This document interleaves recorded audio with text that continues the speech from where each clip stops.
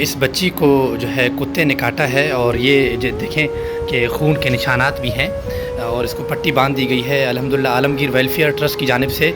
जो हमें इंजेक्शन मिले थे कुत्ते के काटने के, इस बच्ची को जो है आलमगीर वेलफेयर ट्रस्ट की जानिब से इंजेक्शन लगा दिया गया है। बागनाड़ी और उसका मुदाफ़ात 28 जुलाई से सैलाब की जद में है और 80% मकानात यहाँ पर गिर गए हैं और यहाँ के लोग सैलाब की जद में उस सख्त ग़िज़ाई किल्लत का शिकार हैं। आलमगीर वेलफेयर ट्रस्ट का शुक्रिया अदा करता हूँ कि उन्होंने यहाँ की आवाम का दर्द महसूस किया और यहाँ की आवाम में राशन की तकसीम